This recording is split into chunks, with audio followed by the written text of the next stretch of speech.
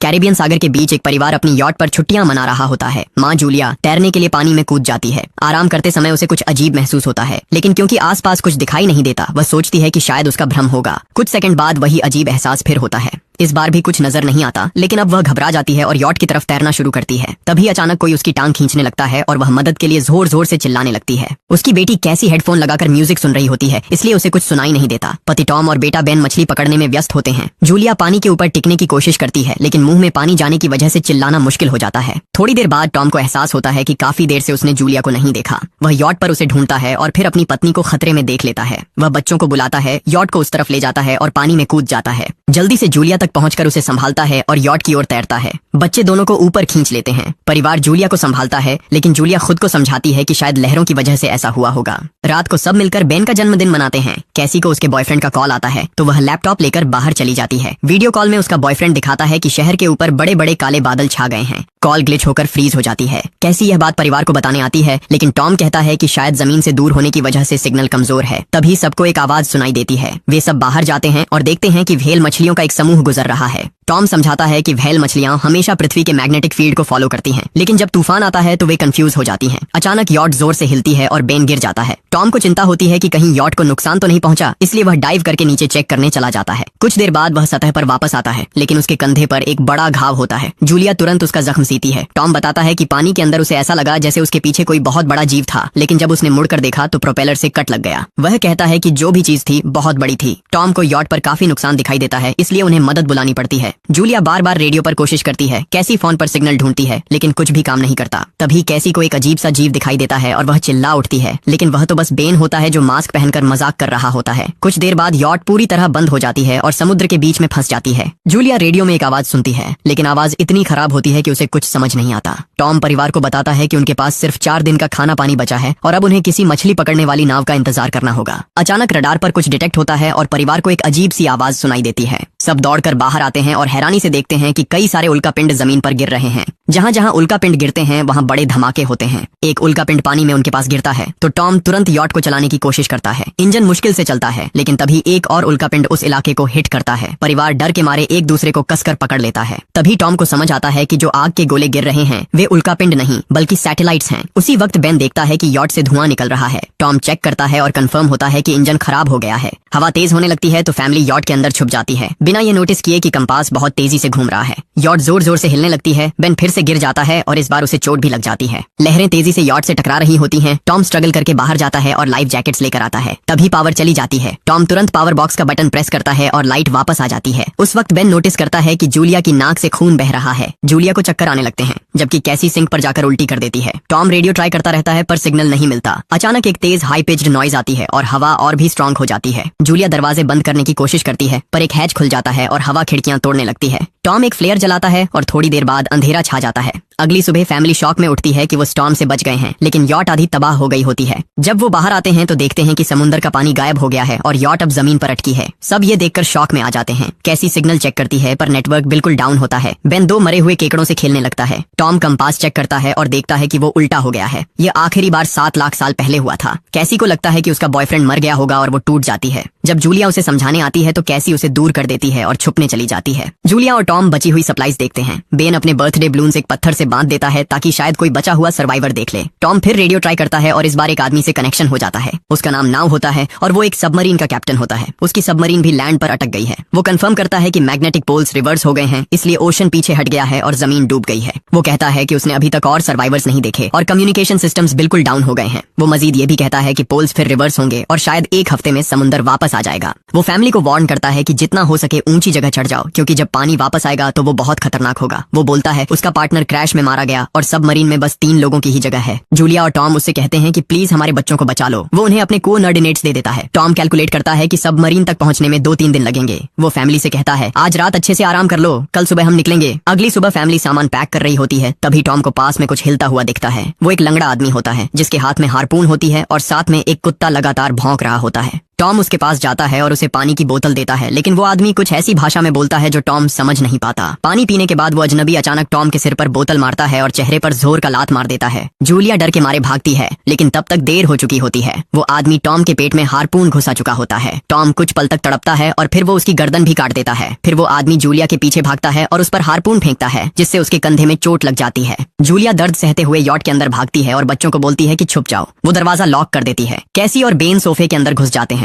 Julia उन्हें flare gun पकड़ाती है और खुद एक चाकू लेकर बाथरूम में छुप जाती है। वो आदमी दरवाजे पर जोर जोर से धक्के मारता है और आखिर अंदर घुस ही जाता है। पहले वो थोड़ा खाना उठाता है और फिर यॉट में इधर उधर ढूंढने लगता है, फिर बाथरूम की तरफ जाता है, लेकिन जूलिया समझदारी से एक छोटे छेद से बाहर निकल जाती है। वो आदमी सोचता है कि जूलिया भाग गई, लेकिन जैसे ही वो धीरे से निकलने लगती है, उसका कुत्ता उसे देख लेता है और भौंकने लगता है। कुत्ता उस पर झपटता है तो जूलिया चाकू से उसे मार देती है। कुत्ते की चीख सुनकर वो आदमी बाहर आता है और अपने कुत्ते की लाश देखकर आग बबूला हो जाता है। इस बीच जूलिया यॉट के दूसरे साइड से अंदर जाने की कोशिश करती है। वो ऊपर चढ़कर टूटी हुई खिड़की से अंदर घुसने लगती है, लेकिन वो आदमी पहले ही वहां पहुंच जाता है। वो उसे पकड़कर जोर से मुक्का मारता है, जिससे वो नीचे गिर जाती है। जूलिया फर्नीचर पकड़कर बचने की कोशिश करती है, लेकिन वो आदमी उसे लात मारकर दूर फेंक देता है। फिर वो उसकी कलाई पर पैर रख देता है ताकि वो चाकू छोड़ दे, और फिर उसके बाल पकड़कर उसका चेहरा जमीन पर दे मारता है और सोफे पर फेंक कर उसका गला दबाने लगता है। बच्चे ये सब कुछ देख रहे होते हैं। कैसी बाहर निकलकर फ्लेयर गन चलाती है जो सीधा उस आदमी को लगती है। वो जल उठता है और यॉट में आग फैलने लगती है। बच्चे तुरंत भाग जाते हैं, लेकिन जूलिया वापस आती है। वो उसे एक किक मारकर गिराती है, मैप और बैग उठाती है और वहां से भाग जाती है। बेन और कैसी अपने पापा के पास जाकर रोने लगते हैं।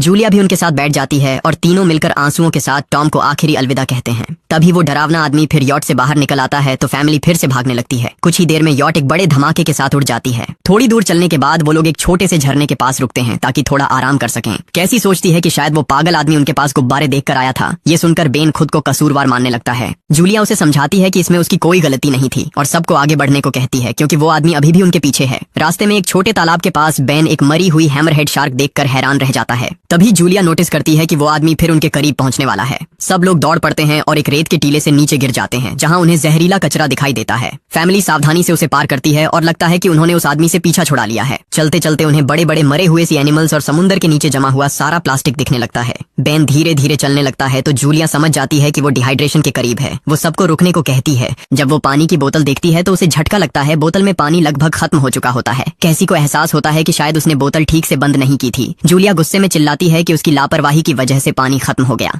कैसी जवाब देती है, क्या फर्क पड़ता है, वैसे भी हम बचने वाले नहीं हैं। दोनों के बीच लंबी बहस होती है, फिर भी फैमिली आगे चलती रहती है। कुछ देर बाद उन्हें एक क्रैश हुआ प्लेन मिलता है। अंदर कुछ हिलता डुलता देख सब डर जाते हैं, लेकिन वो सिर्फ कुछ पक्षी होते हैं। फैमिली तय करती है कि रात यहीं प्लेन के अंदर गुजारेंगे। वो थोड़ा सा स्नैक शेयर करते हैं और जूलिया को टॉम की जैकेट में एक फैमिली फोटो मिलती है, जिसे देखकर उसका दिल टूट जाता है। कैसी पूछती है, मॉम आप और डैड की लव स्टोरी क्या थी? जूलिया मुस्कुराकर बताती है, टॉम हॉस्पिटल में मेरा पेशेंट था। फिर एक दिन उसने फूल और एक प्यारी सी कविता देकर अपना प्यार जताया था। रात के बीच में कैसी प्लेन से बाहर जाती है। तभी वो डरावना आदमी उसे पीछे से पकड़ने की कोशिश करता है, लेकिन जूलिया अचानक पीछे से उस पर टूट पड़ती है और बार बार चाकू से वार करके उसे मार देती है। कैसी अपनी माँ को गले लगाकर शांत करती है। अगली सुबह उस आदमी की लाश पर कीड़े गुंड पड़े होते हैं।